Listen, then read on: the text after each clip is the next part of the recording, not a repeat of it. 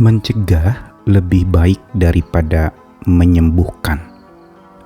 Pepatah ini adalah pepatah lama yang sudah sering kita dengar.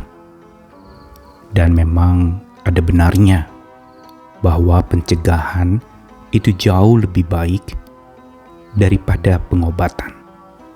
Mencegah untuk kita jatuh sakit itu adalah sebuah tindakan bijak yang kita lakukan supaya kita tidak mengalami sakit yang berat. Walaupun memang bisa jadi kita akan mengalami sakit. Tapi kalau kita dikaruniai hikmat dari Tuhan, bijaksana yang Tuhan berikan, kita seharusnya dapat mencegah untuk penyakit menjadi bertambah parah, menyerang tubuh kita. Demikianlah hikmat bijaksana yang dari Tuhan. Dia lebih berkarya dan bekerja sebagai langkah pencegahan daripada pengobatan. Karena dengan bijaksana dan dengan hikmat yang dari Tuhan, kita diminta untuk berjaga-jaga sebelum sesuatu yang dahsyat atau masa darurat yang menjerat hidup kita, maka hikmat itu menjadi andalan dan kekuatan kita, supaya kita tidak lalu kemudian jatuh di dalam dahsyatnya sebuah musibah atau kecelakaan atau badai hidup yang melanda.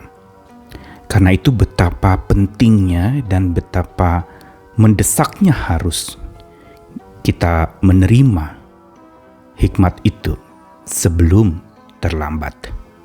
Saya Nikolas Kurniawan menemani di dalam Sabda Tuhan hari ini dari Amsal, kelanjutan dari ayat yang kemarin. Bila kemarin Amsal 1 ayat 20-23, maka hari ini ayat 24-28. Kembali hikmat berkata demikian, oleh karena kamu menolak ketika aku memanggil, dan tidak ada orang yang menghiraukan ketika aku mengulurkan tanganku, bahkan kamu mengabaikan nasihatku dan tidak mau menerima teguranku, maka aku juga akan menertawakan celakamu. Aku akan berolok-olok apabila kedahsyatan datang ke atasmu. Apabila kedahsyatan datang ke atasmu seperti badai, dan celaka melanda kamu seperti angin puyuh. Apabila kesukaran dan kecemasan datang menimpa kamu. Pada waktu itu, mereka akan berseru kepadaku, tetapi tidak akan kujawab. Mereka akan bertekun mencari aku, tetapi tidak akan menemukan aku. Menarik sekali di dalam kitab suci, orang-orang yang bijak adalah orang yang kerap berjaga-jaga dan selalu siap sedia. Kita sering mendengar sebuah peribahasa sedia payung sebelum hujan. Saat kita minta hujan karena udara yang panas, harusnya kita sudah siapkan payung supaya kalau hujan deras kita tidak kehujanan. Payung inilah yang dilambangkan seperti hikmat. Begitu pula di dalam kitab suci lain, di dalam bagian ketika Yesus berbicara tentang 5 gadis bijaksana dan 5 gadis bodoh.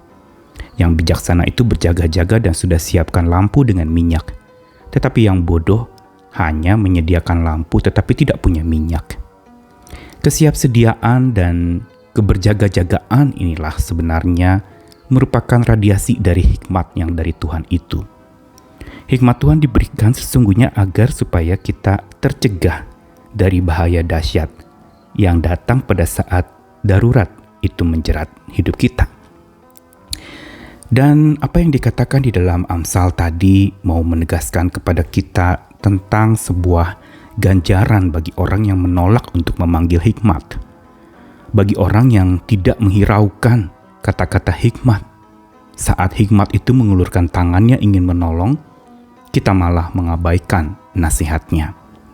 Dan orang-orang ini juga tidak mau menerima teguran dari hikmat. Sehingga ketika celaka datang, ketika kedahsyatan musibah datang seperti badai, dan kecelakaan melanda seperti angin puyuh, di situ digambarkan bagaimana hikmat menertawakan celakamu. Hikmat berolok-olok, dan bahkan ketika kesukaran dan kecemasan datang, hikmat itu tidak akan lagi mau menemukan setiap orang yang mencarinya. Bukan karena dia tidak punya kasih, tetapi karena sudah terlambat. Ada banyak hal yang memang terjadi di luar perkiraan kita dan menyisakan sebuah penyesalan.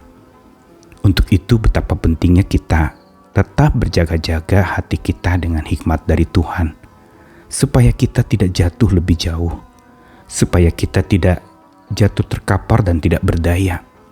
Tetapi kita bisa mencegah supaya kita tidak jatuh menjadi parah.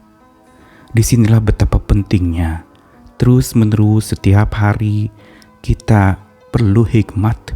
Kita perlu diisi hati dan jiwa kita supaya tidak salah melangkah, supaya tidak menjadi gegabah dan sembarangan di dalam bertindak, berkata, bertutur, berpikir, berbuat, mendengarkan, dan juga berbicara. Karena itu betapa pentingnya kita terus menggunakan waktu yang ada. Sebelum terlambat, segeralah minta dan miliki hikmat Tuhan itu. Bukankah Tuhan selalu janjikan, mintalah, maka aku akan memberikannya dengan murah hati. Mari terus hidup, meminta dan memiliki hikmat Tuhan, supaya kita menjadi bijak dan juga jangan menunggu sampai usia sudah menjadi renta dan tua. Tetapi mulai hari ini dan saat ini juga, mintalah hikmat dari Tuhan untuk melakukan apa saja, untuk beraktivitas, untuk berkata-kata, untuk berkomunikasi, untuk menjalin hubungan. Kita membutuhkan hikmat Tuhan supaya kita tidak terjerat akan bahaya dahsyat di masa darurat. Tuhan mengasihi kita, ingat selalu akan hikmat-Nya dan bersandar terus minta supaya hikmat Tuhan memenuhi hati dan pikiranmu. Tetap semangat, tetap berjuang, dan jangan pernah menyerah kalah pada keadaan.